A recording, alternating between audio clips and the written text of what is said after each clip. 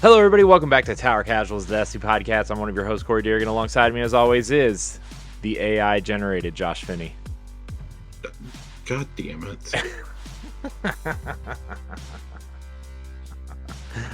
Oh, man. Josh, there's enough voice out there of both of us that they could probably AI-generate the rest of the run of this podcast and be fine.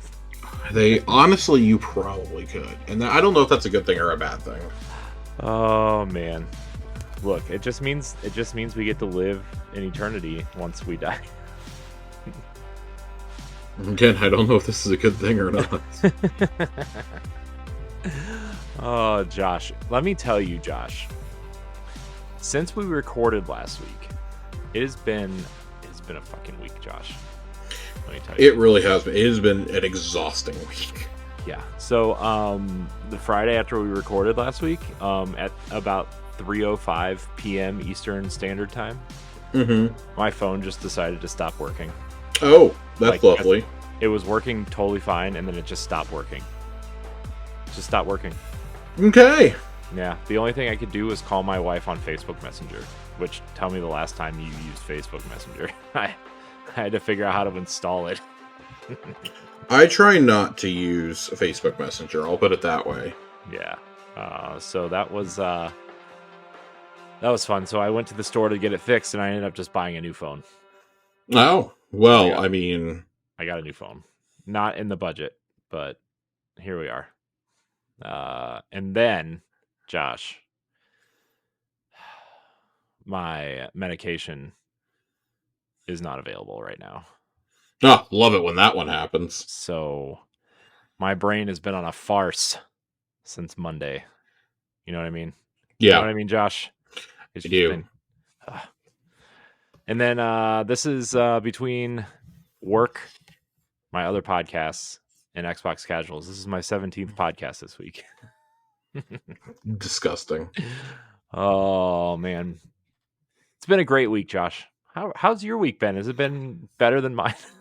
Yes, I'm just rather exhausted. It's just been an exhausting week for me.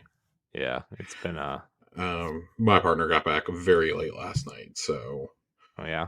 Yeah, so we've been trying to spend some time together today, but between her catching up on sleep and then me just being totally drained, it hasn't really gone as planned. So yeah.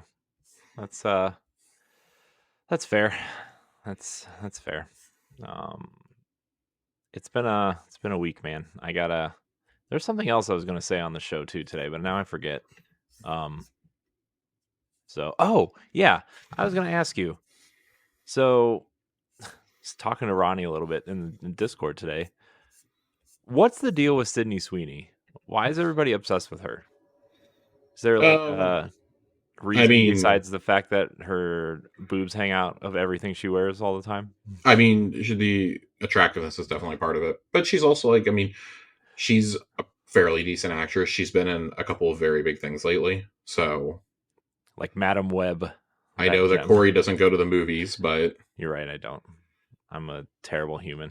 I mean, not necessarily Madam Web, but she was just in a horror movie that she was supposed to star in a couple of years ago. It got canceled, so she took her money she made from starring in the TV show Euphoria and bought the script rights to it and produced and starred in it.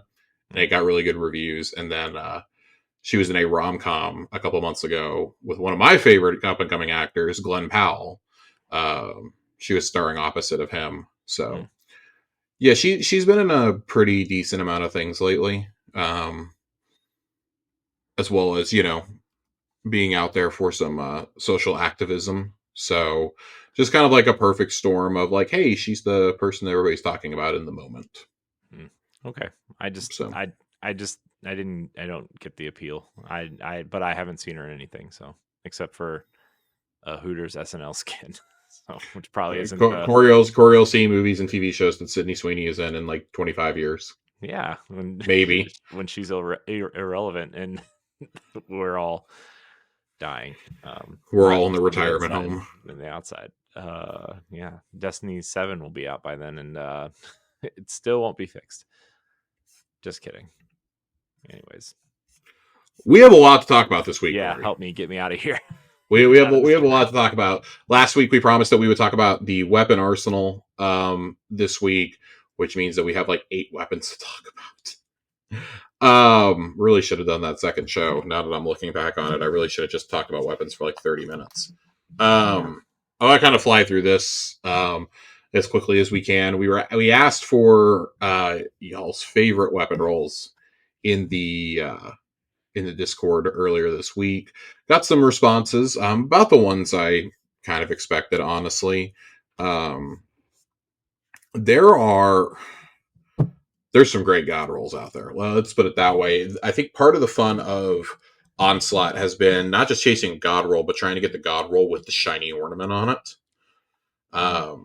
It is like Dado said, this is not something for normies. No. Like if you really care about that ornament, oh boy. Yeah. Oh boy, have fun killing yourself to get to it. Because everybody gets a guaranteed shiny of it if you just do the weapon quest. Yeah. For that particular weapon, you'll get the Bungie curated roll, which, like, as we've said in the past, like, curated doesn't mean that it's like the absolute best roll. It's just like what Bungie likes for that weapon. That might not necessarily mean that it's like your DPS one. So, like, for example, for Recluse, you're gonna get Master of Arms on the curated roll because that's the special Recluse perk. Master of Arms outside of PvP isn't like this incredible, like, I gotta have it perk. Like, honestly, like, Subsistence Repulsor Brace is probably better. So I wanted to fly through some of these weapons really quickly, especially in light of Mountaintop and Midnight Coup getting put in this week. I sit here and said all this shit, and then Midnight Coup, like, the curated roll is like maybe the best roll that you could possibly get. Okay, but that's one of 12 weapons, Josh. Okay. Outlaw Kinetic Tremors is pretty fucking wild to put on a hand cannon. Yeah, it's pretty good. So I like that one. I didn't mind the Hung Jury curated roll. The Falling Guillotine one is, of course, the traditional. It was the god roll when it first came out with the Relentless Strikes and the Whirlwind Blade. Yeah, still a really great one if you don't want to like try to proc bait and switch constantly. Yeah. So I think those are cool. Like, so I'm not like hunting shinies for those because it's like, oh, okay, I got really good rolls of those no matter what. For me, it was, and then I was very fortunate to get a succession to drop that when you get a shiny to drop in the wild, you get those double perks, and that's the spicy part of it. So I was lucky enough to get reconstruction, redirection on mine. So very excited. I have a similar roll on my one that I've used since day one of Deepstone Crypt as well. So, you know, why wouldn't I want to use the shiny version now, especially since we will be able to enhance these weapons with the final shape. Mountaintop is, of course, like I said, top of the show. That's the one I'm chasing right now. I am attuned to it. I have probably turned in like 300 tokens trying to get a god roll of this. And I'm always like, it's always the grenade column that's messed up. Like, I don't want sticky nades. I think it was Joe Asis who was talking about this earlier in another group that I'm a part of, talking about excuse me, it was A1 Johnny posted this in our chat I'm part of, that implosion rounds are actually doing more total damage than spike nades, and then you want the hard launch perk on it in that first column with either implosion or spikes to get the best damage buff at almost 13%. So something to keep in mind there. I'm running Impulse Amplifier on one of my rolls. Of course, you know, Micro Missile isn't fast enough for me, so I needed to shoot even quicker with Impulse Amplifier. And my other one that I'm really enjoying is auto-loading Vorpal. Vorpal's like kind of a boring perk these days. But Impulse Amplifier with Harmony was kind of dope when I was running it.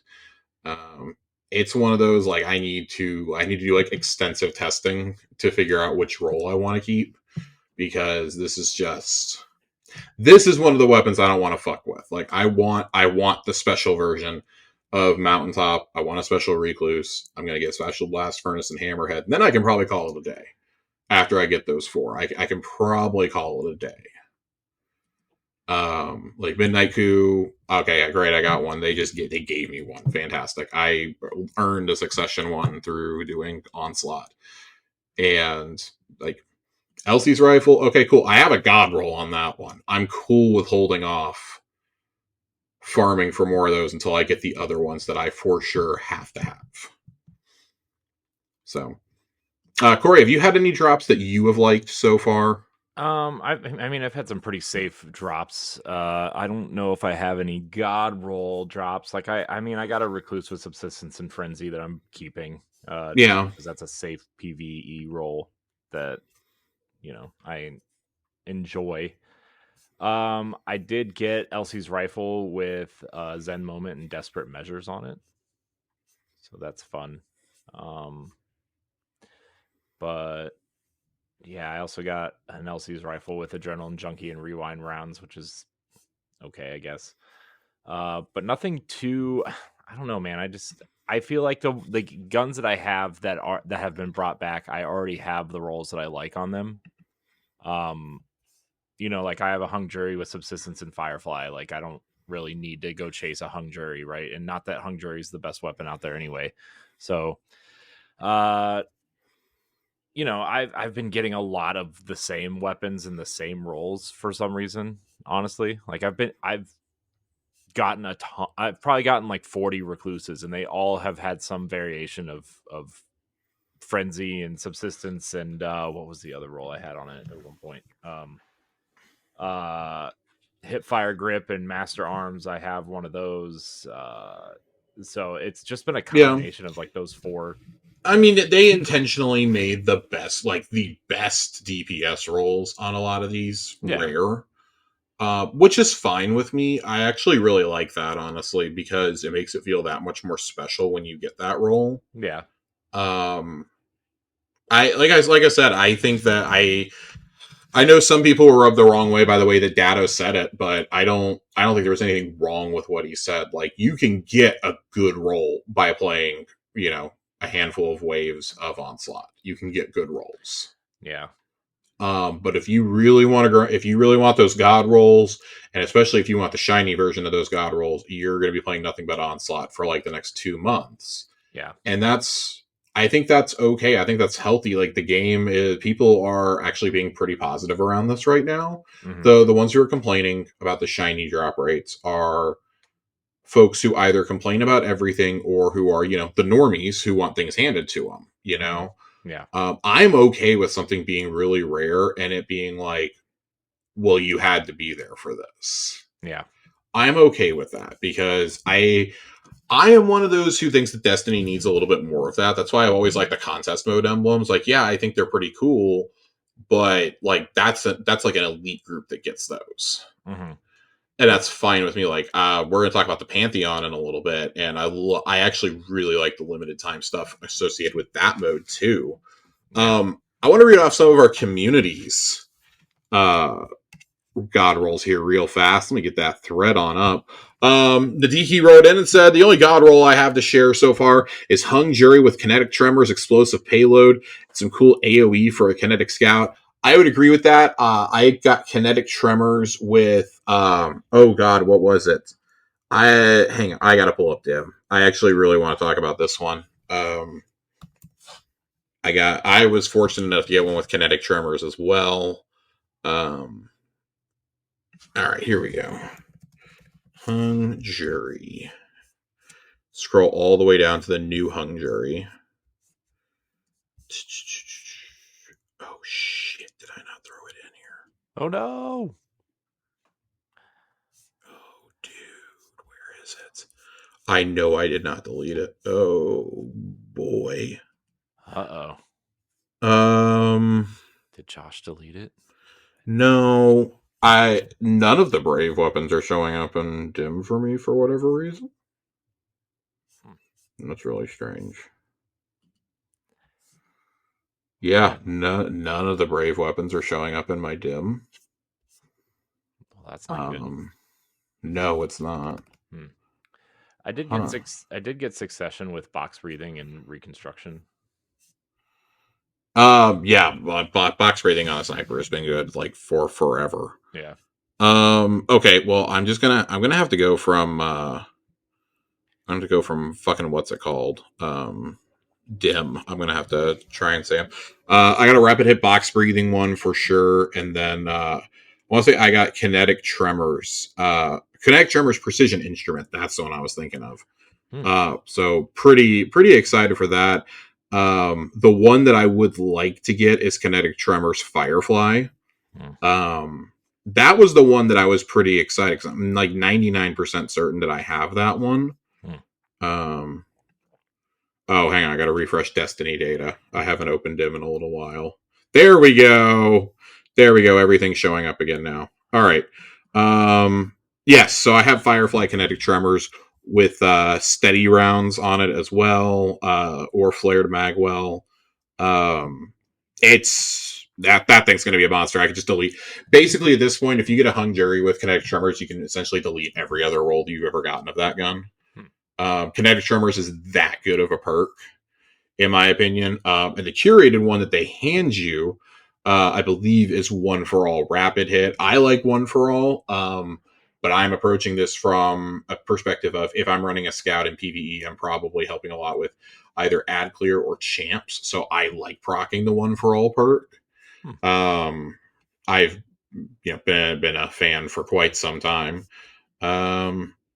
Yeah, that is where I would go with it. I've kept one other hung jury, and that's box breathing rapid hit Hmm. from back in the day, because that was my adept hung jury. But God, I've been carrying that around for years at this point. That's from Splicer. 100%. If you, that's the only way I would ever recommend to go farm a hung jury at this point, is if you're able to get kinetic tremors on it. Kinetic tremors is just too good of a base perk to not be using at this point. Um, Scrolling down here, Sammy wrote in and said threat detector surrounded on recluse for their build. They're really liking that. That's cool. I threat detector, just I don't know. I've never really gotten a hang of it. I do like surrounded. Surrounded is always good to put on SMG, especially one like recluse that like encourages you to get in there and just slay out. Hmm. Um, Ronnie sent me pictures, two field tested rolls of the Midnight Coup, explosive payload frenzy on one of them, and then on the other one, explosive payload, and I want to say that is overflow. Um, I'm not a hand cannon expert, so I don't know like what's supposed to be. Although I will admit I've been having a lot of fun running Sunshot with my solar build lately. That has been a lot of fun. We those are the only roles I think that we got sent in. I'm going to check the actual podcaster. I think we had some other ones that were submitted, but yeah, this is some of the funnest grind that I've had in Destiny in a long time. I still subscribe to the idea that if you're going to have crafting in here, everything should be craftable to an extent. But if you're going to make stuff craftable and then everything else enhanceable with the final shape, I think that's maybe a healthy middle line. Yeah. I think this is fun because, and Johnny nailed this. We've been talking about it in a couple different groups. He's nailed it. That this probably feels more fun to do right now because it's a fun activity. Hmm. The activity you're doing matters a lot, but in like 6 weeks, everybody's going to be sick of this Right. and be like, oh, I've gotten everything I want out of it. At least those who do this full time or this is all they play, they've got time to play like 6 hours a day. They're going to be tired and, oh, there's no content. Bungie, hurry up and get the final shape out. Yeah. Yeah. So, um, let's I wanted to talk about a couple more roles while we were here really fast. Like I said earlier, the mountaintop I was running or auto loading Vorpal with spike nades. It has those high velocities you can switch to. I keep getting sticky nades on mine, and it's making me really angry. Um, I got one with the Ambitious Assassin Recombination earlier, which is kind of like a little off meta, but I'm interested to see how it goes. The Recombination perk, for those of you who don't know, Elemental Final Blows increase the damage of this weapon's next shot. I think it's really great to pair with uh, something like an SMG or even the Summoner from Trials. I think that this is really good to pair with it. Because then, oh, you're getting the blow there, or with your heavy, and then boom, you're switching to this for some extra damage. You get this running with like a Cascade point build. I think that could be interesting. Um, the Recluse that I have had on mine, I've been running Destabilizing Frenzy quite a bit on mine. The other one that I was playing had Target Lock Repulsor Brace. That's the one that I'm really enjoying right now. Because I mean, Target Lock on an SMG is just fantastic to begin with, but then Repulsor Brace, specifically within my Void build, has been really nice since Gear Falcons gives me the volatile shots anyways when I get Void kills. And lets me go invisible. Repulsor Brace adds an overshield to that, which has been really nice in some higher end activities. I am kind of relieved to see that Recluse is not the absolute monster it used to be. It's like it's been pretty neutered. I haven't gone into the Crucible and like absolutely feared it yet, so I don't know. Like Corey, this is your first time using it. You said you loved it. Yeah, I like it. I like it. Well, I like the build, right? I mean, I like the kind of generic PvE build that I have. That I mean, when the Hive are running at you and you're shooting a Recluse that reloads the magazine, you just keep taking them out, and you never have to let go of the trigger. That's very fun. Mm-hmm. Very, very fun. So, but yeah, I mean, I like it. I don't know. I'm not a submachine gun guy, so like I've kind of been getting used to using that. But I feel like I should be a submachine guy though because of just being up close to enemies. Right, it's kind of like the right weapon to do that with. But I don't know. I like it. It's fun. I'm enjoying myself. There is a really good Elsie's rifle one that I wanted to talk about before we move on. I've got like 5 of these thrown in my vault. The standard one that they give you at the end of the quest, Adrenaline Junkie rewind rounds. You could do worse than that. I think it's fine. Again, like these curated roles aren't always going to be the god rolls. It depends on what you want to do with it. Like the PvP god roll, that a lot of us have come around to is Headseeker Zen Moment. I was running that. That one's pretty fun. I got Frenzy Rewind on one. That'll probably be a PvE role for me. Mm-hmm. And then Desperate Measures Feeding Frenzy. I need to go in and do some testing with all of these. I've yet to find an edge transit that I'm in love with. Never thought I'd say that phrase out loud, but I do need to hunt down a decent edge transit. But again, that's going to be one of those that, if I don't get to this, I'm not going to like... Yeah. I don't know if I'm going to like cry about it necessarily. Yeah, I'm pretty sure I've dismantled every single edge transit I've gotten so far. So I would advise against doing that personally, because I do think that there's good roles of it. It's just I'm having the same problem here that I'm getting a lot of sticky nades with mine. Mm-hmm. I think the curated one they give you is fine. It's not like life altering, but it's fine. Mm-hmm. That's one that I plan to sit down with and try to bang out once I've gotten all the weapons I have to have. Then it's like, oh, well, in the lead up to the final shape, I'll make sure that I get a good one of these. They did say they specifically buffed heavy grenade launchers just for this. That and Mountaintop are putting in work this week in Onslaught with the grenade launcher overcharge in it. Yeah. So that's been cool to see. There are some changes coming to this mode too. That I wanted to read off. That they tweeted out last night.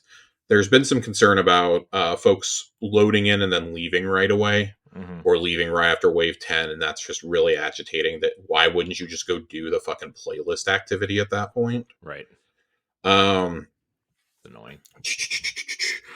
Change number one: a chance for one additional weapon to drop when you complete a wave. The drop chance will increase per wave until you get your weapon. The drop will be guaranteed on wave 50 if you've not gotten it yet. Change number two: a bonus weapon will also drop after you complete wave 50 in either difficulty. This change, along with the first, means completing 50 waves will guarantee 2 additional weapons. We are also increasing the number of trophies of bravery you receive from completing waves 40 and 50 of Onslaught and waves 30, 40, and 50 on Legend. Our goal with these changes is to make sticking it out into the later waves feel more rewarding. We've also seen folks ask if Shaq's vendor reputation will be able to be reset. Lord Shax's vendor in the Hall of Champions was not meant to be reset, and any text stating a reset is available is a bug. We investigated adding resets, but it wasn't feasible at this time. One of our goals with adding the additional chance for a weapon to drop when completing an Onslaught wave, as detailed above, is to increase the total rewards earned, as you can no longer earn Brave Ingrams from Shax after you hit his reputation cap. And an update next week, we'll get these changes live in the game. I've seen a lot of complaints around Shax not being resettable, and I think it just legitimately comes down to, as we're going to talk about in the Schwab, the Hall of Champions is going away on June 3rd. So it doesn't make, I didn't think it made a lot of sense to make him resettable. I understand that, well, seasonal vendors are able to be reset. Why can't Shax? And that's a conversation for another time, probably. I don't know if maybe there were some issues since he's already a vendor in the game elsewhere. Maybe that was causing some problems. I'm not really sure. I would love for them to give us an insight on that one day. Yeah, But I wonder. yeah. Yeah. Yeah, I mean, I think if this mode sticks around or comes back or whatever they decide to do with it, maybe you readdress it then, but I don't know, man. I don't think you really. I don't know. I get it, but also I don't think it needs it, in my opinion. Yeah, if you could keep earning Engrams after you had hit the max with Shax. I don't. That's the core problem. That's what I see people being upset about, and like, oh well, maybe you could have just given us like trophies and extra Ingrams on like any subsequent resets. And I agree with that. I understand, especially for those who are like grinding for those shinies, right? I'm deliberately saving all of my Ingrams and not turning them in to wait until all of the weapons I want are in game, so I can attune to them specifically, Yeah. and then chase them. I don't think this is the end of the world. I don't think it's a great decision, but like kind of whatever. Yeah. In keeping with Onslaught, we're gonna skip around in the TWAB just a little bit here. Um, what does Into the Light look like for the rest of this year and beyond? So they have this separated into two different categories: stuff that is continuing after June 3rd and stuff that is limited time, that is only available during the Into the Light season, which ends with the release of the final shape. The Pantheon activity. This comes out on April 30th and will only be available for a month. This is going away June 3rd. This is already a pretty controversial thing, and we don't even have it in game yet. Um, but as they talk about, Pantheon is our raid boss gauntlet that will be available from April 30th to June 3rd. With Pantheon, we want to create a unique and challenging event that players can test their mettle against prior to our big battle in the final shape. Pantheon will offer a chance to earn a variety of emblems, and similar to the limited time emblems we've made available in past contest races, we expect the exclusivity of these emblems will make them highly sought after. We've been thrilled to see the response to our reveal of Pantheon, and know players are eager to jump in and play. The initial stab at a boss gauntlet was always intended to be a time-limited event. We are eager to see feedback about the mode to inform future plans. This says to me we're probably getting another one with the 10th anniversary. Yeah, I feel like this is like a test bed, and then they'll probably put Yeah. if people they'll probably add whatever encounters people like from the final shape raid into that encounter. Well, Final Shape Raid, but like Garden of Salvation is not represented in this. You have all of the vaulted raids you could bring encounters into. Yeah, I mean they might have like 2 or 3 versions of this at some point, or what they could do is like randomize each encounter, I guess, or like have like, oh, what encounter 1, 2, and 3 pull from these encounters, 4, 5, and 6 pull from these encounters, right? Like you can do something like that, I guess. I don't know. I think they could randomize it in a way that makes it interesting later down the line, to make sure everything that people want is represented.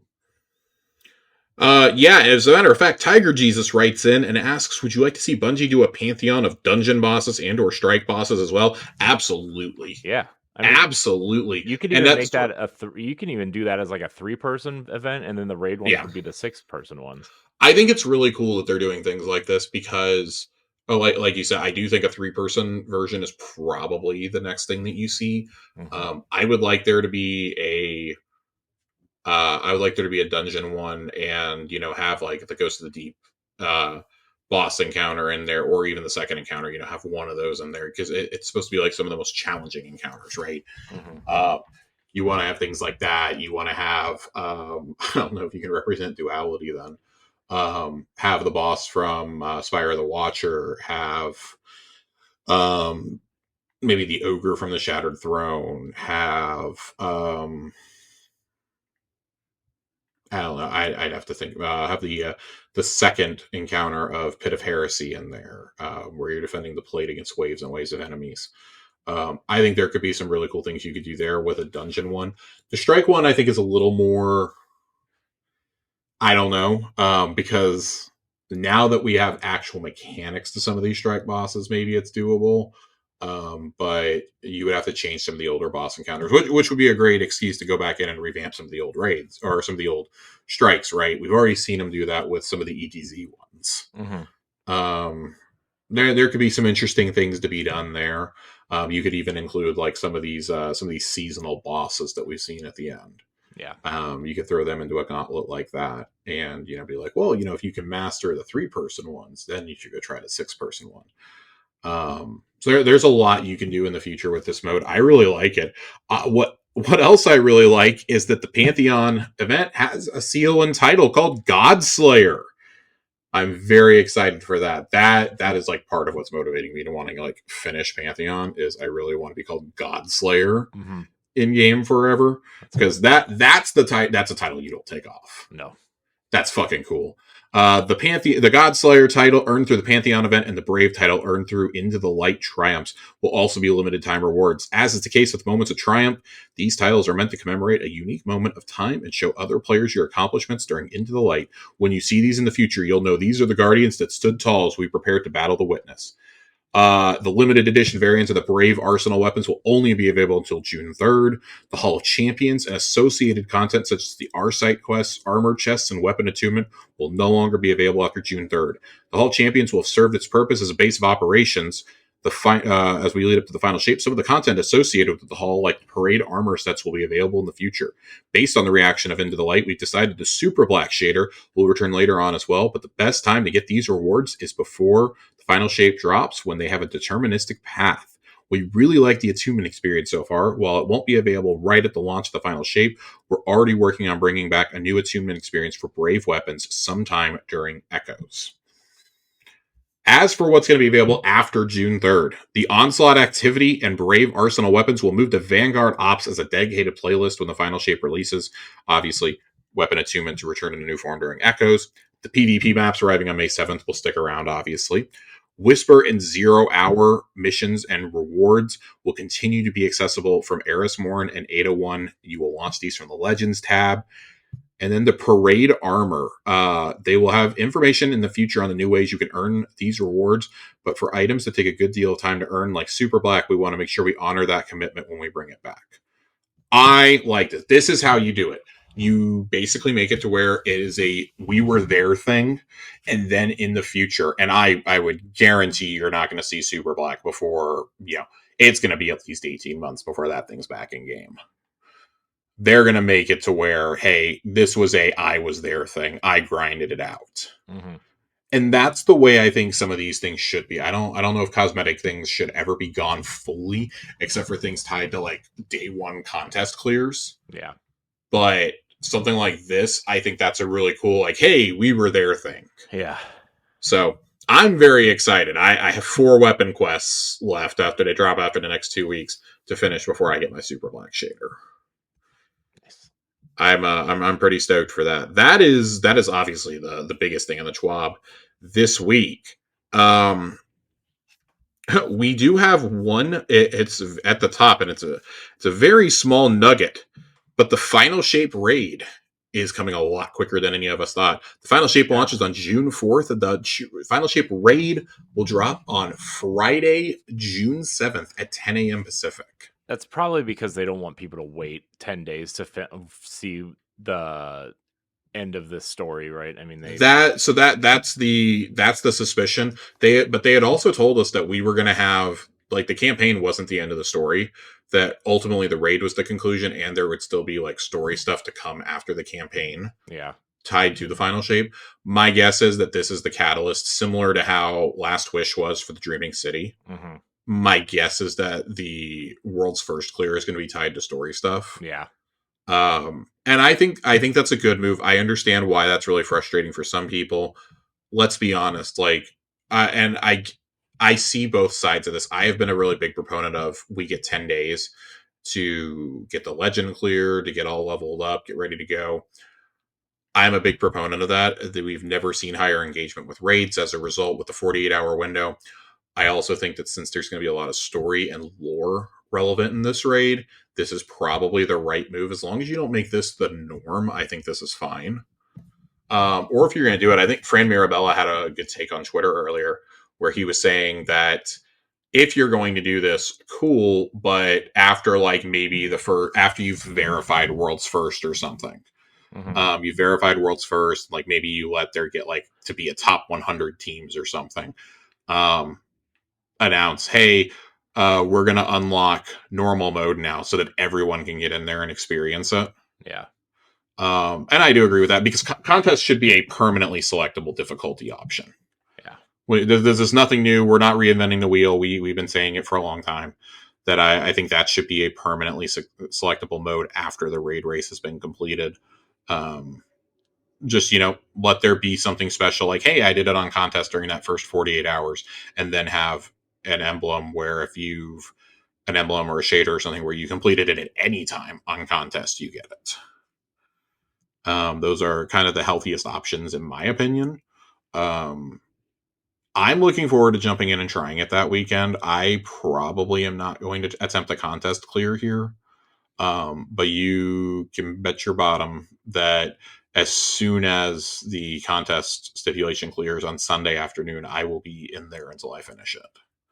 Yeah. I plan on getting a clear that first weekend. Yeah, that's going to be a busy couple of weeks there. We're getting into summer showcase season by then. I know. Gosh, man, that's man. Because I believe, the summer showcase, I believe, is the week after that. No, it's this. I think it's the same weekend. I think it's actually on June 9th. Of course. Holy shit. Yeah, I think it's actually June 9th. That's disgusting. Gross. I'm not happy. I mean, it makes sense because that's traditionally the weekend they do it, but it'll be me trying to watch that and squeeze in a Final Shape raid on the same day. Yeah, good luck with that, Jeff. Oh boy. Oh man, good times. I don't know if I would classify it as good times. Sure it is. Someone thinks it is. Someone thinks it is, clearly. All right. There are also some clan updates coming with the Final Shape. It's cool. Hawthorne is going to get her own vendor rewards track. Ooh. Finally, it's going to come with Pinnacle rewards. It's going to come with some enhancement core. It's going to raid banners, Ascendant alloys, and Ascendant shards. She's getting 6 clan bounties right off the bat, and for each clan level, there's new perks now. I'm actually kind of stoked for some of these. If you're in a big active clan, you're going to obviously get the most use out of these. But clan level number 2, raid banners sold from Hawthorne will cost less. Clan level 3, the first clan bounty completed each week grants an exotic Ingram. Ooh. Clan level 4, this is the one that I'm most excited about. Raid rotator challenges will grant spoils of conquest. Trials wins will grant additional trials reputation. Ooh. Clan level 5 earn bonus crafted weapon XP from completing ritual playlist activities, and clan level 6 completing all clan challenges in a week will grant an ascendant alloy. Clan XP is also getting a rework on the back end to be more consistent, along with some XP source tuning, so players should have an easier time consistently earning XP for their clans. If you've never been in a clan, now is a great time to hop in and meet some new friends, including the Tower Casuals podcast clan. Yes, that's in the TWAB right there. It is. It's right there. They call that our clan. Mm-hmm. Yep. Clan bounties are also getting some love, with the Nightfall bounty no longer requiring clan level 6 to claim. There will also be 2 new bounty types, one for seasonal content and one for dungeons. All clan bounties will also grant clan reputation now.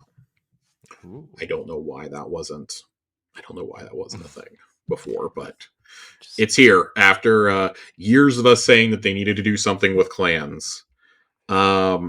Fireteam Finder has moved out of beta officially. Ooh.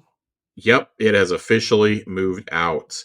Some of the things that they have added based on feedback include Onslaught and 0 Hour options, Destiny Companion app and Bungie.net integration, updated the roster tab to display 12 players on each page, improved screen-to-screen flow, improved feedback when submitting applications, legibility improvements on listing info, clearer indication of new pending applications for leaders, added emojis to listing titles, and over 60 additional bug fixes and other improvements. We aren't done yet. We're going to continue to develop and improve Fireteam Finder just as we have for the past several months. In the near term, we have new features like voice chat and lobby invites that you can look forward to.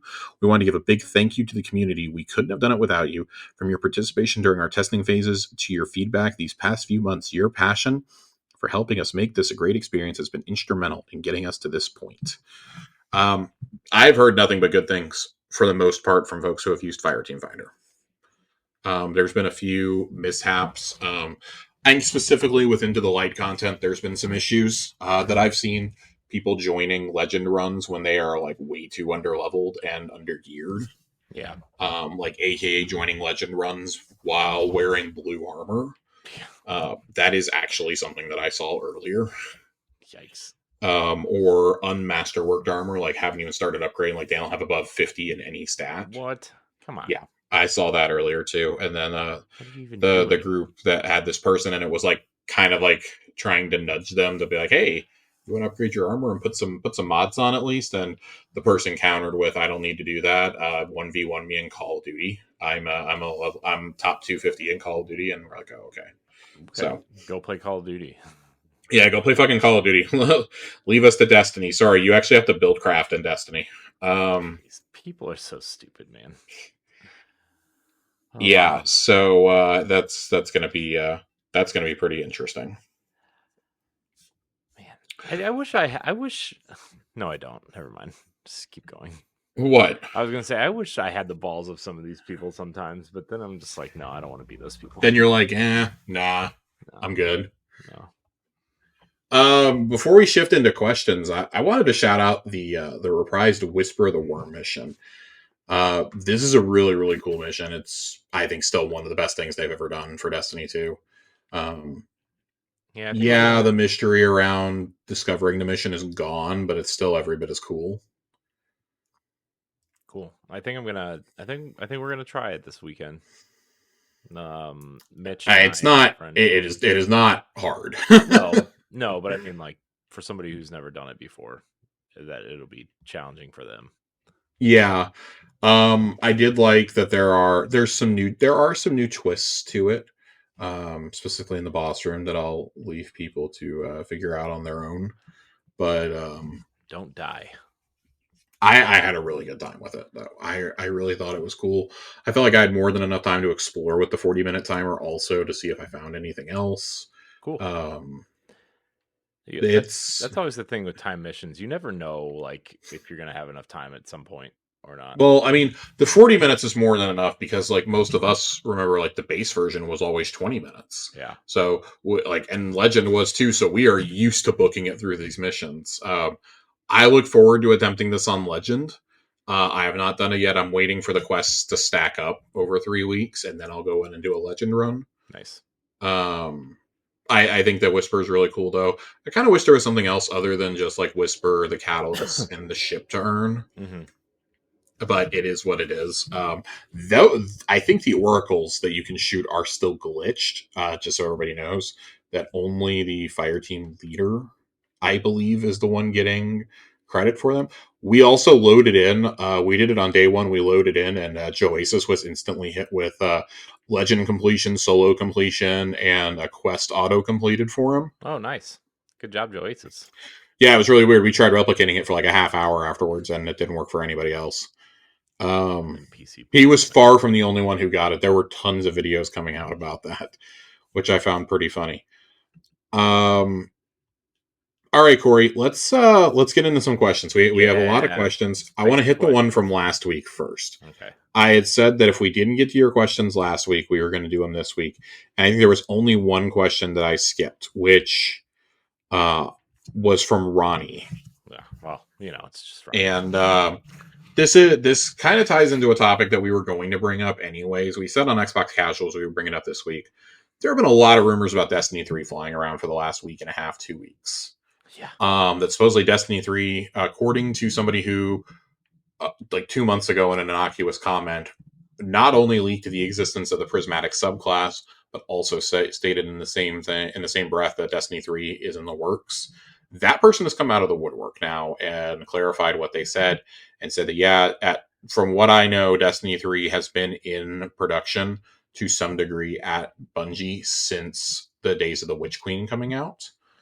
And it is allegedly titled Project Payback as its code name. That's where they kind of lose me. They tried expanding upon what that means, and they're like, "Oh, that doesn't mean that we lose to the Witness or anything." But it's like Bungie devs getting payback, and I'm like, "Yeah, I don't think C-Suite would let them name something like that. Yeah.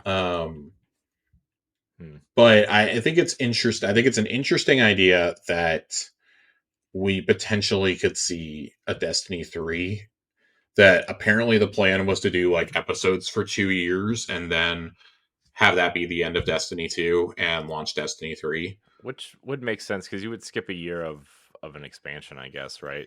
While you're launching Marathon, I guess, right? That would be while you're launching Marathon, or you do a smaller expansion like Rise of Iron size. Yeah. Um, which wouldn't be a bad idea either. But also, like, you gotta wait to see what these episodes are gonna be because maybe that's gonna be that. Yeah, we got to see what episodes look like first. I wouldn't expect to hear anything more about the future of Destiny until the 10th anniversary. I know Luke Smith said last week that, hey, we're going to talk more after the final shape comes out. I don't think that means he's going to walk out like a week later and talk about the future of the franchise.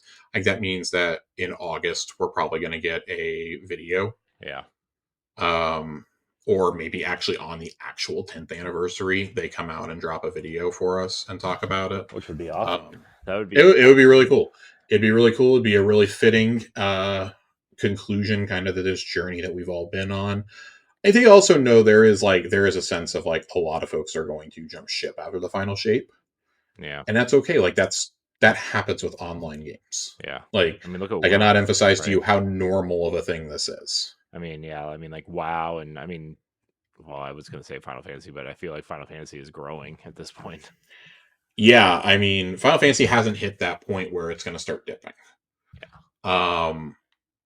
But like every online game goes through this at some point. Like WoW still has so many subscribers and so many daily active users, but it's not what it once was. That doesn't mean it's any less beloved or like the storytelling is any less good. It's just like those original players fell off a while ago. Like I had friends who had played hardcore since Burning Crusade and stopped playing like 10 years ago.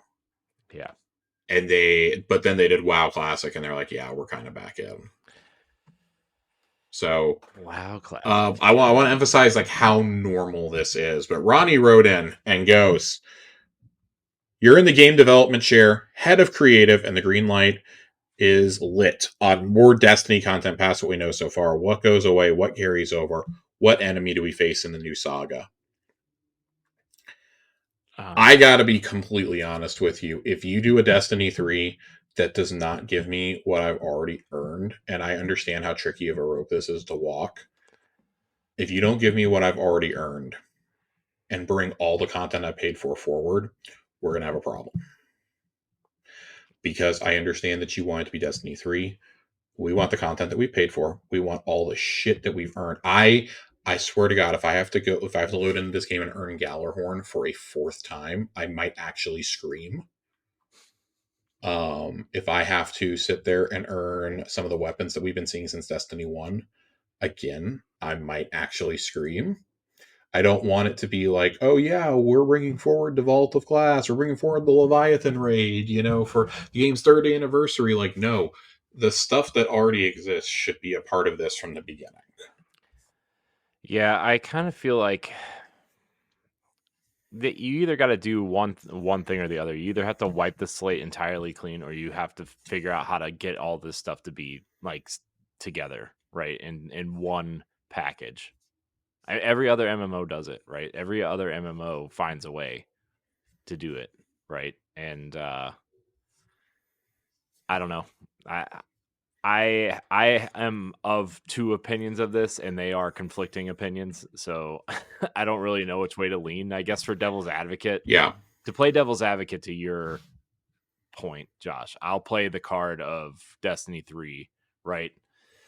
I don't think you call it Destiny 3. I think you call it Destiny something, or you drop the 2 and then call it something else, or Worlds of Destiny or Destiny Beyond or something. I don't know what you call it, but if you do a Destiny 2, A Realm Reborn. God, jeez, a Traveler Reborn.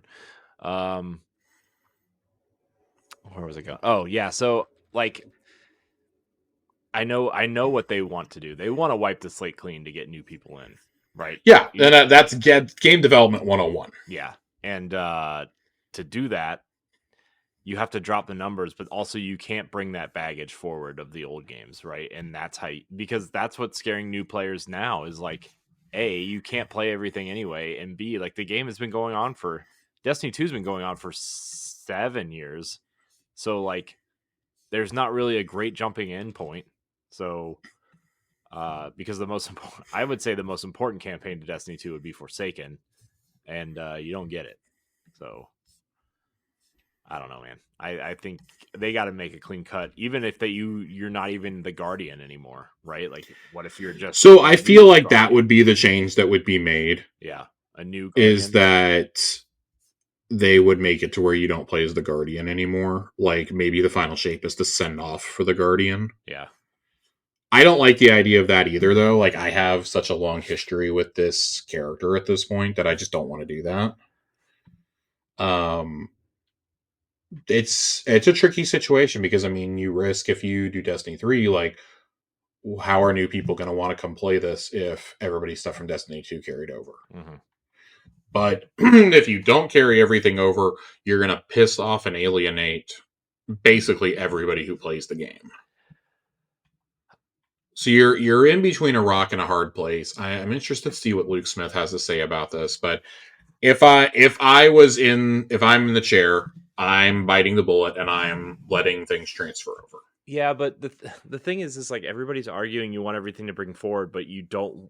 All you want is new stuff. So like, what I mean, it's like yes, but like at the same time, I think we've gotten ourselves to a point in Destiny where you are going to start running out of perks. You're going to start running out of perk ideas, and I think we're already getting there with some of these exotics. That how do you continue to make exotics feel unique? How do you continue to make exotic armor and weapons like feel special in this world where legendaries are so good now? Like legendaries are doing things that in even early Destiny 2, like in year 1 and 2, these were things done by exotic weapons. Mm-hmm. And now they're being done by legendary perks. So I do think it's a tricky line to walk. And like, man, if you thought it was a difficult decision for them to do, vaulting content, vaulting weapons. So you haven't seen anything yet. Like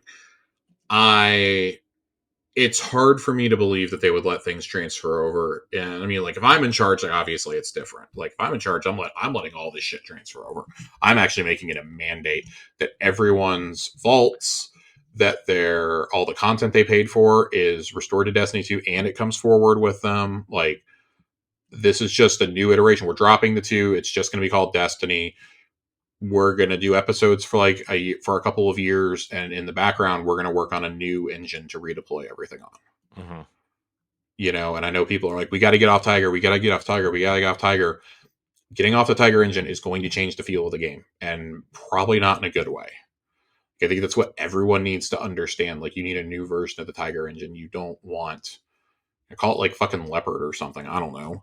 Like, you don't, not everything needs to go to Unreal 5. That's what I'm trying to say. Like, No. I've seen so many people be like, we need a UE5. Like, no, you're looking at this just from like a photorealistic standpoint.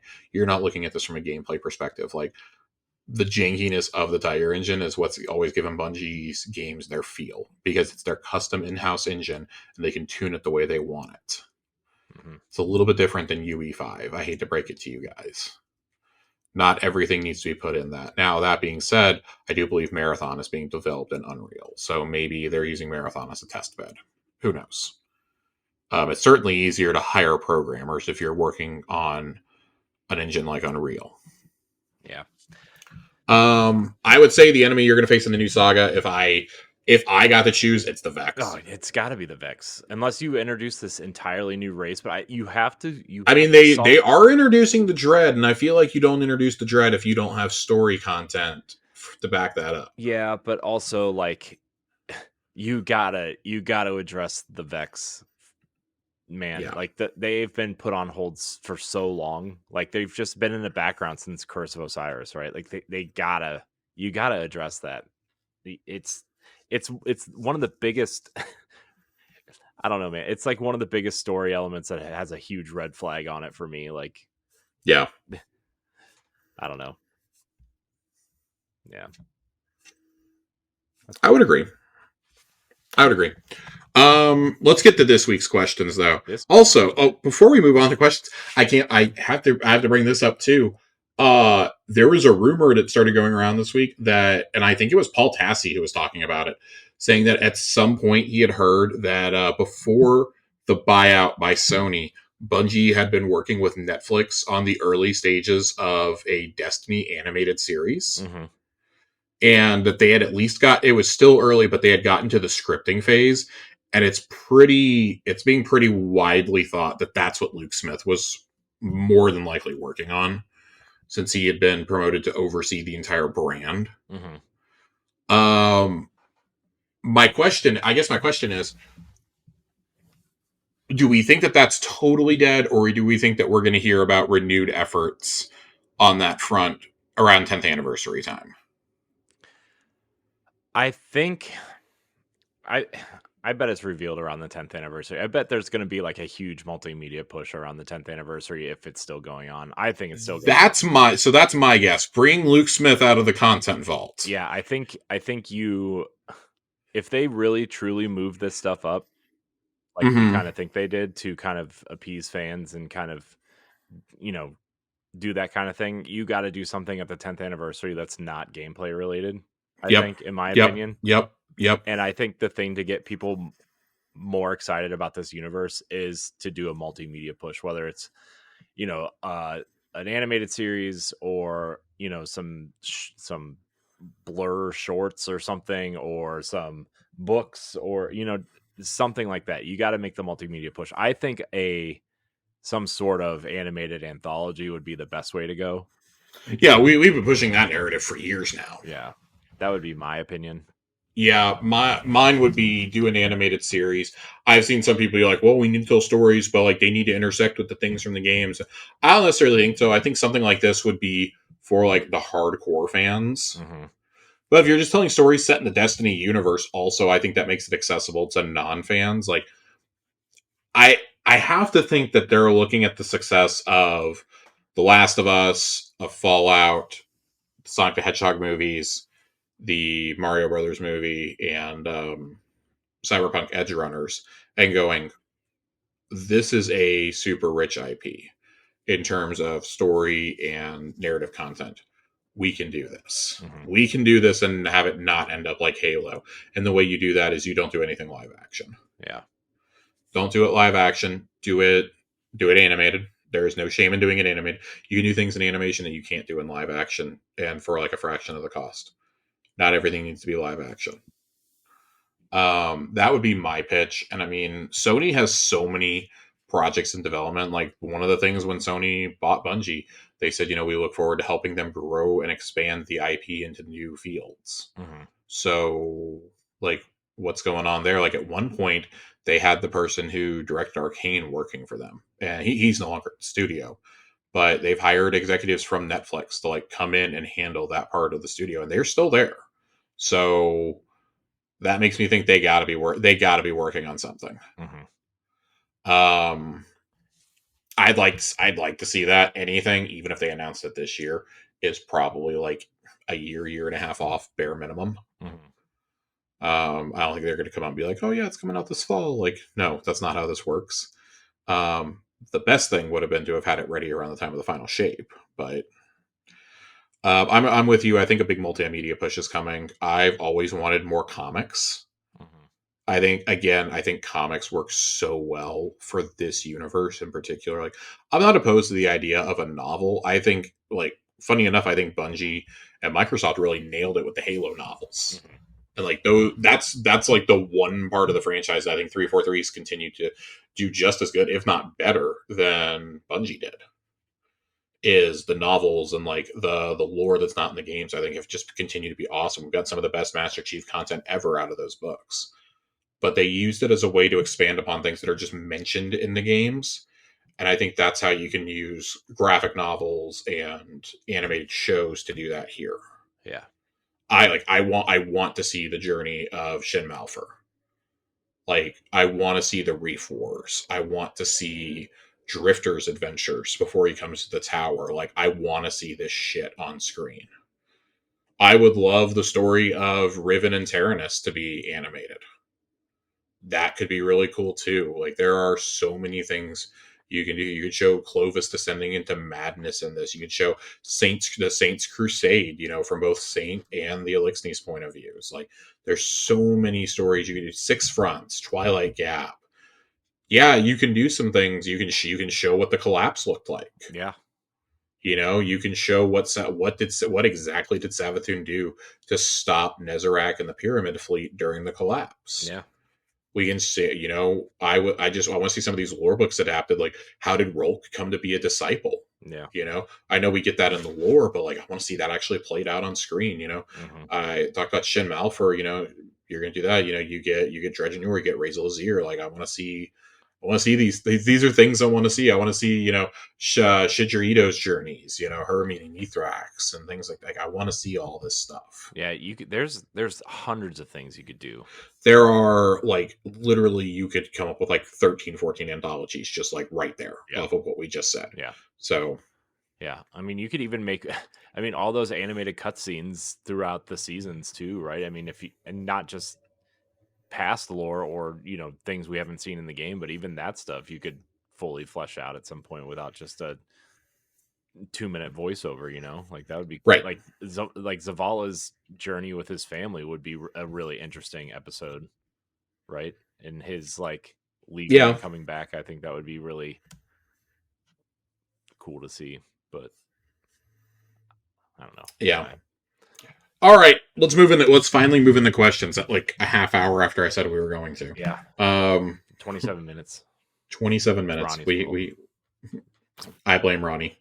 Nadiki writes in, what do you guys think of Pantheon being time gated? And we've already gone over this because also possibly being removed in the final shape along Claire into lights. I'm fine with it being time gated. Mm-hmm. This is not a thing for normies. This is for the people who love this game and keep playing this game. Yeah. I'm fine with something like this being a limited time test run. Yeah, I'm fine with it too.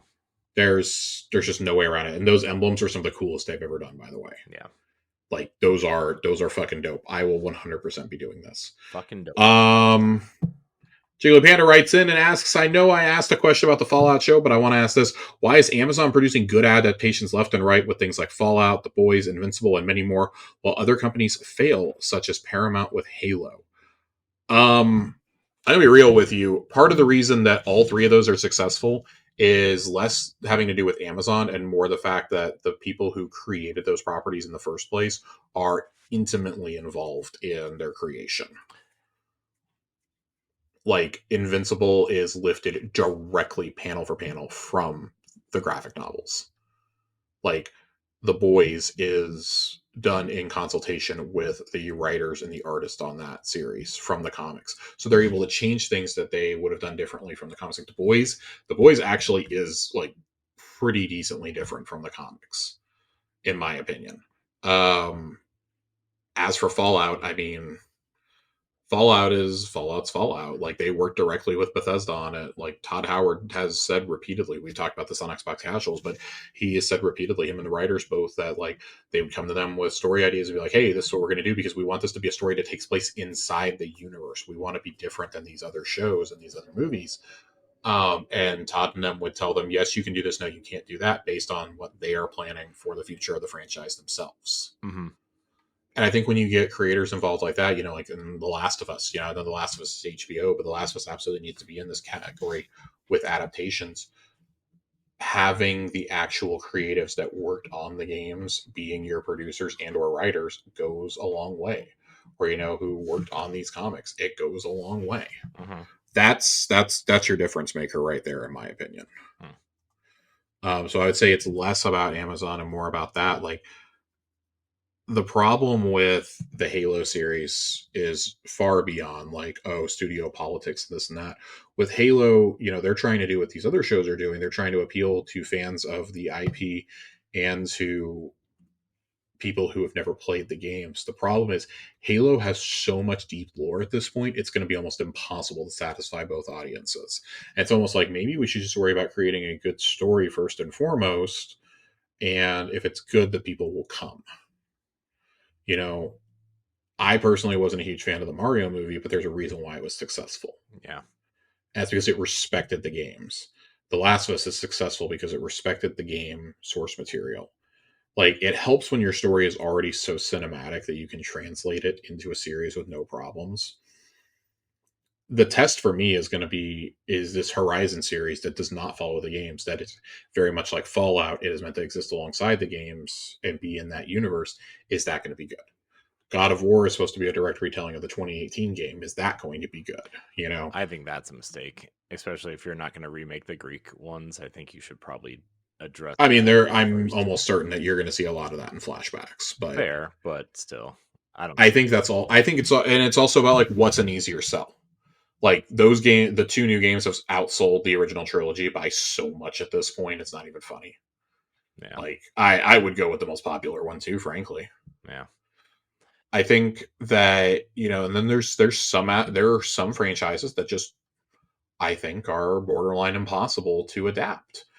That, like if you were to do a Mass Effect series, like everyone's going to be mad if you don't do Shepard, whereas like probably the best option would be to do something like Fallout. Mm-hmm.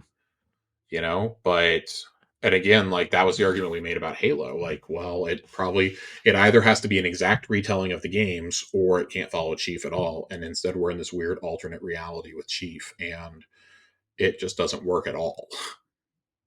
So you've got problems there. Like there's plenty of things you could have done with Halo, but it always was going to have to come back to a Halo ring is the issue.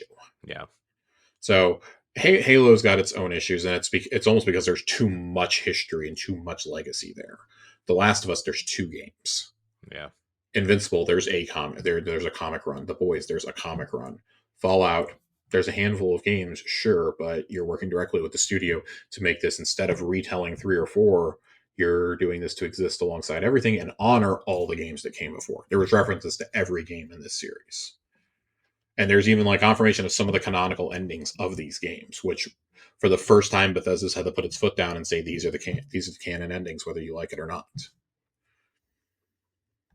Also, if you could choose one of the Amazon adaptations to cross over into Destiny, what would it be?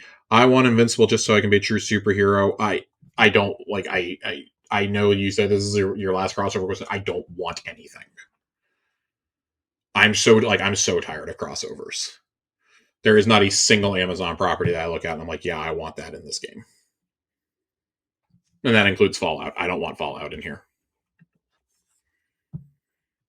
Yeah. I don't think Invincible fits. I don't think The Boys fits. I don't think Fallout fits. I'm good. Pass forever.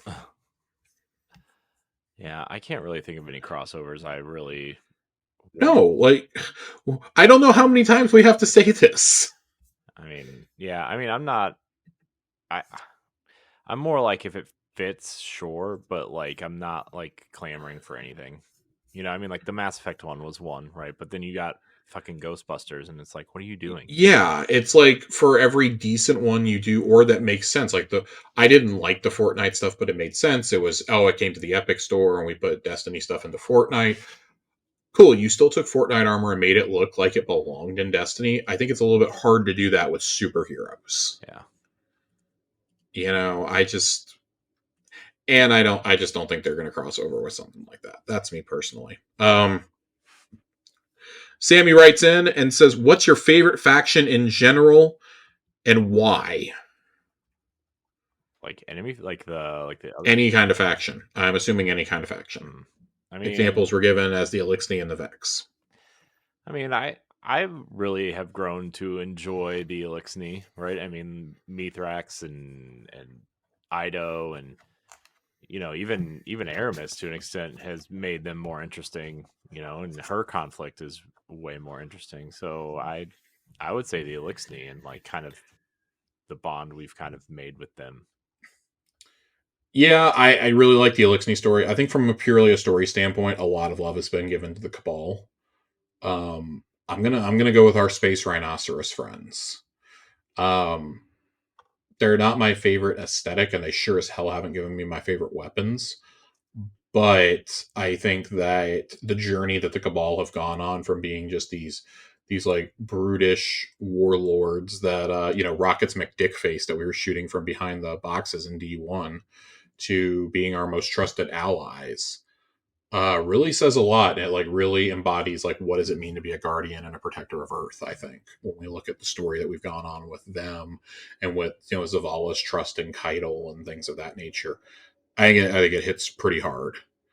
Um, and what's your favorite and least favorite faction to fight in game? Oh God, I'm gonna say my favorite, my favorite to fight is probably Cabal. yeah, they don't move. They're just Yeah, they don't fucking move. It's easy to get headshots. My least favorite, hands down, has to be the Scorn. oh, I was gonna say the Vex with the Wyverns. Oh my God, get those. The Wyverns are bad, but the Scorn are the Scorn. Yeah, I guess when they like disappear or they go underground and you see the purple trail or there's Yep. swinging their The stupid chieftains with all their debuffs. yeah, and they're like Yeah. fucking now they're stasis lanterns instead of uh And then who's the hottest raid boss? the hottest raid boss. Oh God, Is it Tanix? no. I mean, I guess if you're going for that, uh, that I can be anything you want type of thing, I guess you could keep coming back to something different. It's like the girl that puts her hair up and glasses, and then she takes her glasses off, and she turns into a totally different woman. Love it. That's Tanix. Love it. Love it. No notes. No notes. No notes, everybody. Noro writes in and says, "I'm still taking a break from Destiny 2. Are there any brave weapons and specific roles I should chase given their limited time and my own?" And yes, we definitely already talked about that earlier. And if yes, any pro tips on how to maximize the grind? Yeah, get in and play all the way through. If you're looking for just like, or you don't have a lot of time, like run a couple of those 10 round things. I understand like not everybody knows that they're going to be able to commit to like an hour of a grind. And it's really shitty if you're the one who leaves on level 45, which has happened to me more than a couple of times. Um, I would say doing that, and make sure you're doing the weapon quest. Shax gives you a tune, and I would start your grind now because once there's 12 weapons in, that is a much more bloated loot pool. That's why I'm really happy I got a lot of my stuff done for the first 6 weapons in the first week. So this week, all I have to do is focus on those 2 weapons that came out. Not a question. This is from A1 Johnny. Not a question, but I want to shout out some homies. Our friends Joasis, Max, and Phil all got their first Legend Onslaught run using a 3-man Rat King strat last night. Nice. Rat King. Yes. I was watching on wave 49 and 50. I did not realize it was Legend while I was watching it until I heard the reactions afterwards. But Nice. that was a wild time. I was watching it while I was waiting at the airport yesterday. So I got I wasn't in a legend one, but I got to round 41 with some randos. this is one of those activities like I have far less fun when I'm doing it with randos because you're probably not going to get a completion. If you have one other person that like you play with regularly, then you'll probably be able to do it. Just because you can make call outs. Yeah. But I'm definitely not. I'm definitely not a fan. Um, Corey, you said you liked Halo, and we got a question for me on a scale of 1 to 10. Rate how heretical this take is. Oh, I mean that's a 10 out of 10. It's fine. That's a 10 out of 10. It's terrible. I've also only watched 3 episodes of The Boys and never watched anything else on Amazon. So I mean, I think The Boys is terrible. So you're not alone. the I know I'm very much in the minority on that one, but yeah, that is not the way to do dark superheroes. I'm just gonna say it. I think my biggest crime against Josh's humanity is never seeing Lord of the Rings after like Fuck you, a dude. half hour of. I bought Lord of the Rings Magic cards. I bought my first Magic cards this week, and I bought Lord of the Rings and Fallout ones, and I'm so excited. I did. I really did. I really did. I bought Fallout cards. I bought Fallout Magic the Gathering cards. I'm very excited to play. Hail Hydra writes in, goes, are you hoping for a soul-crushing raid or an easy as Nezarec raid for the final shape? I don't want it to be easy, but I don't want it to be like Last Wish hard either. Mm-hmm. I want it somewhere in the middle. Something like the difficulty of Vow would be fine to me. Yeah. Without the symbols. Yeah. I think Vow is the right level of difficulty for a raid, personally. It's going to be a really challenging day one raid, but once it opens up and you like learn the encounter, it's gonna be like, oh, okay, this isn't that horrible. I would prefer for the raid to be, pretty decent, like mechanics wise. I want that fight to feel brutal though. I want the boss fight to feel a bit rough. Like, just like no matter how many times you drop Rolk, like that, there's just a sense of tension you have because you're so close to him the whole time. Mm-hmm. I want something like that. I would love to be up close and personal. I want to beat the shit out of the Witness with a sword, frankly.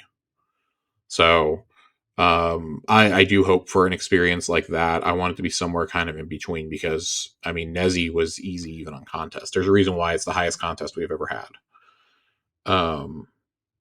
But I'm still a fan. I like that we have an easy raid like Ron in here. Just doing it in the lead up to the final shape was not it. What do you think, Corey? As someone who doesn't raid as much these days, what do you think? Man, I mean, I want it to be. I don't want it to be a pushover, right? I don't need it to be the hardest thing they've ever put out. No, I would like, because like Root of Nightmares is like hilariously easy. Like my first time running through it, we ran through it in like less than an hour. And granted, I was with people who had done it before, right? But also like I think Vow the Disciple was a pretty decently challenging raid without being overly difficult. I think if you aim in that range, or even, I don't know, man, I would say King's Fall, but King's Fall to me is like so easy because I've run it literally 250 times, so I can't really say that either way. But I would say something along the lines of Vow would be sufficient, in my opinion. Yeah. What the biggest change I would like to see is that we don't have an abundance of teams get held up at encounter number 2 this time. Mm-hmm. I understand that you need DPS checks during the raid, and it's just funny that like as soon as you hit a DPS check, that's where like all the teams drop. But I understand you can't leave the only DPS check to actually be the final boss. Yeah. But at the same time, it's like, damn, um, this is rough. Yeah. This happened in Deep Stone Crypt. It happened in Vogue. It happened in Vow. It happened in Kingsfall. It kind of happened in Ron. I say kind of because it didn't in a lot of ways. Um, for planets, I think it was less about the damage and it was more about figuring how the encounter actually worked. And then Crota, I mean, yes, the Death Singer was a DPS check for sure. It's a different type of DPS check though, and I found that to be really interesting. Um, you know, hitting her with rockets and stuff as opposed to sorting Crota to death. I guess that's kind of where I'm at. Like, I want it to be the encounter right before the boss. I think that's something that Ron and Crota did right. Is the DPS check is right there. You don't still have like half the raid to get through afterwards. Then I think it's like a little bit less soul crushing because I got almost to the end. I can like compensate myself with that feeling. And I think it'll encourage people like if they can get past that, they'll be like, oh, we just crushed out. Now we can crush the boss. So Crush the boss. Crush the boss. Crush the boss. Maybe Crush the boss. Maybe you just have to put a big cork on his head, and then all them soul steams coming out of his head will just make his head explode, and his eyes pop out. Them big bug eyes, mega mind. The mega mind. Hail Hydra writes in and says the raid comes out before the last missions. ... Discuss. I've been telling you guys since this happened, since they said that it was going to be a little bit more stretched out. I think y'all are reading way too far into this. I think those are epilogue quests. I think it's going to be like revisit the restored tower, talk to your allies, reminisce on those you've lost, go to Amanda's grave that we patched out of the game right away, things like that. I don't think this is going to be like anything significant, or it's going to be like, Guardian, we must turn our attention to the Vex now that we've dealt with the Witness. Our job isn't over. Guardian never rests. Saladin, loud and proud, assuming he lives. There's like, I think that until we have a better idea, like we're reading way too far into this. Yeah.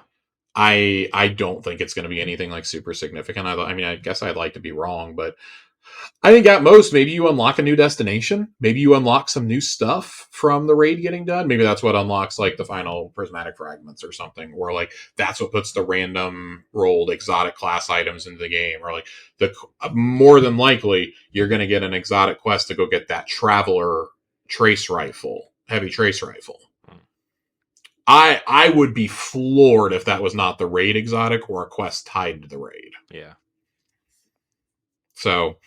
And then our final question, Nadiki, do you think the final shape raid launching on June 7th is too soon?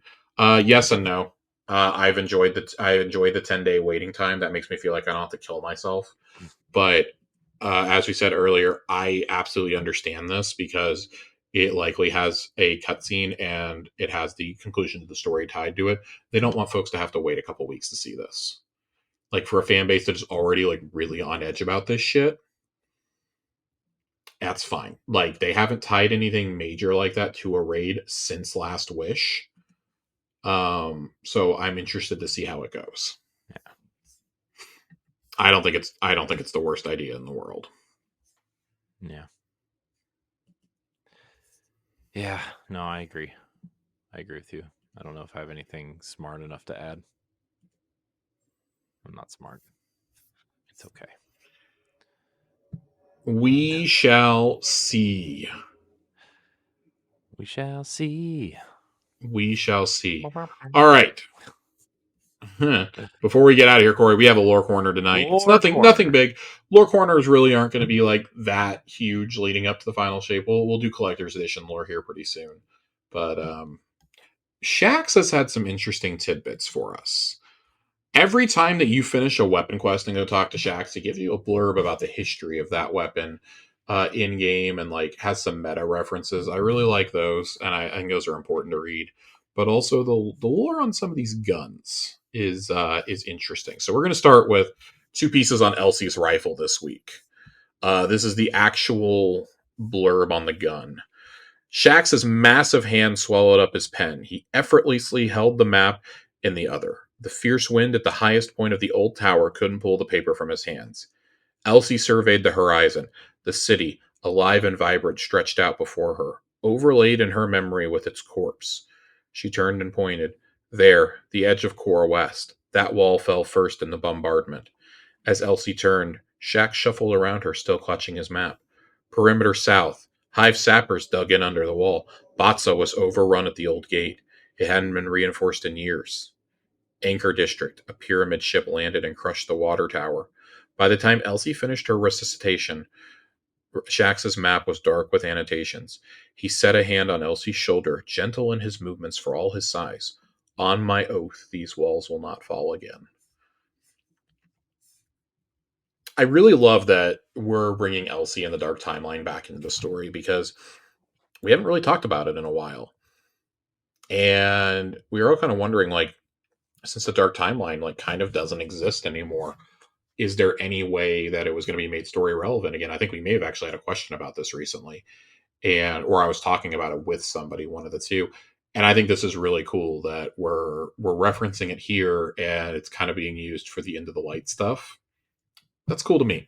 Just like a little tidbit. I think it's stuff like that that really reinforces the world and the stuff around us. And then we've got a reading from Shax on Elsie's rifle from when you turn in the quest. So this is the stranger's rifle, one of them at least. Perhaps Shax senses some confusion. He sighs and crosses his arms. Each of these supposedly traces back to another of Elsie Bray's timelines, exposed to forces we've never seen, tuned in unexpected ways. So says her sister, anyway. Shax shrugs his massive shoulders. I never bothered with alternate realities myself, but the Drifter has worked with Vex chronometric tech before, and Ada 1 is a master of Golden Age weapon systems. Between them, I think we have our bases covered, and now you reap the benefits of that experience. Again, it's really cool that we're referencing these timelines and that like I love the in-universe explanation for why we get random rolls on this particular gun. Yeah. And it's because, oh yeah, each of them is from Elsie's other timelines. Like I That's love the amazing. idea of her walking in and telling Drifter and Ada, tune the gun like this. This is what I had in a timeline. This is how my rifle worked. I love that. And I love that there's definitely a good Crucible version of this gun, which makes it even funnier. I don't know. I like additions like this. Like it doesn't always have to be like some cosmic understanding of the witness. Sometimes like just bringing us back to old threads that are there can be just as rewarding. And then I wanted to read the hung jury to close this all out. Of course, we had to come back to hung jury. Hung jury, an excellent scout rifle, the preferred weapon of seasoned marksmen with enough stopping power to make each shot count. Shax's helmet tips your way. Why am I telling you this? He asks, deceptively quiet.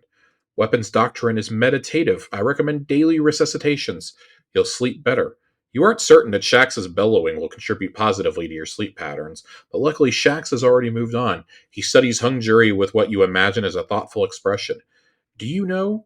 I wonder what became of our dead orbit friends. I never liked them, gloomy bunch, but they did keep their word. They left. I would love for Dead Orbit to show up. Like, if there's a bombardment of the city, I would love for them and New Monarchy to show up. Yeah, that'd be We cool. know they left for regions unknown after the failed coup during Season of the Splicer.